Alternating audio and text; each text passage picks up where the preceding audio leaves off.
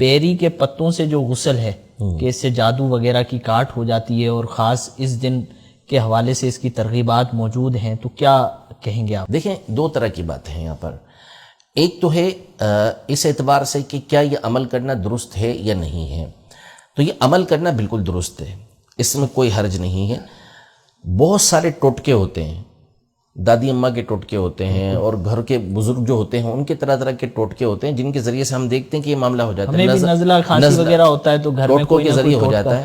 اسی طرح نظر ہوتی ہے تو نظر کے لیے کتنا زیادہ یہ لوگوں کو معلوم ہے اور اس کے تجربات ہیں.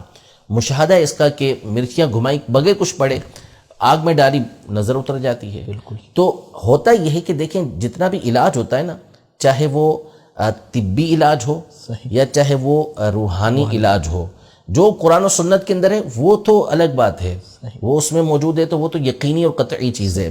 لیکن جتنے بھی اس طرح کے علاج ہوتے ہیں نا، یہ سارے ضمنی ہوتے ہیں، یہ تجربات کے اوپر مشتمل ہوتے ہیں کہ ان کو تجربے، ڈاکٹرز کو بھی تجربے ہوتے ہیں، حکیم جو ہوتے ہیں ان کو بھی تجربے ہوتے ہیں کہ فلاں فلاں فارمولے کی چیزیں آپس میں ملائی جائیں گی تو نتیجہ کیا نکلے گا کہ اس طرح کا ایک کمپاؤنڈ بن کے ایک دوائی بن جائے گی جس کے ذریعے سے یہ بیماریاں، یہ جو درد ہے یہ دور ہو جائے گا. کھانے والے کو بالیقین 100% شفا ملے، یہ تو نہ ڈاکٹر دعویٰ کر سکتا ہے، نہ حکیم دعویٰ کر سکتا ہے، نہ کوئی اور دعویٰ کر سکتا ہے.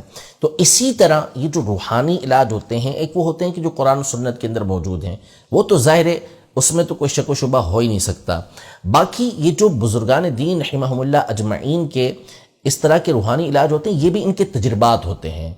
ان کے سامنے یہ چیزیں کھل جاتی ہیں، مسلسل پڑھتے رہنا، مسلسل عمل کرتے رہنا، اس کی وجہ سے ان کے سامنے یہ باتیں کھلتی ہیں کہ بھئی اس کے اندر یہ شفا موجود ہے، اس کے اندر یہ علاج موجود ہے.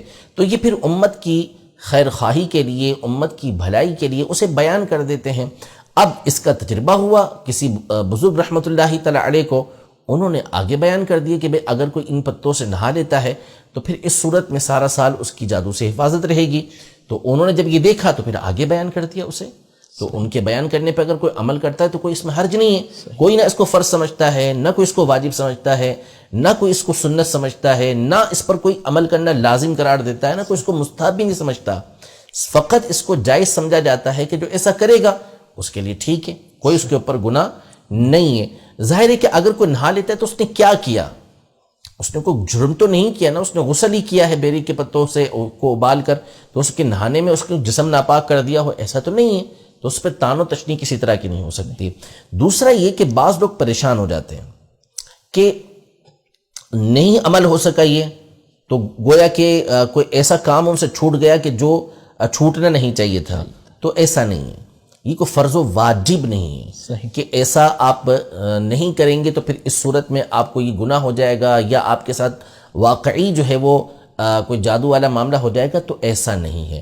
یہ ایک ٹوٹکا ہے، ایک عمل ہے جس کو بزرگوں نے دیکھا، مفید سمجھا، آگے بیان کر دیا. عمل کرنا اس پر درست ہے. اب جو جتنے اعتقاد کے ساتھ اس پر عمل کرے گا اس کو فائدہ پہنچ جائے گا.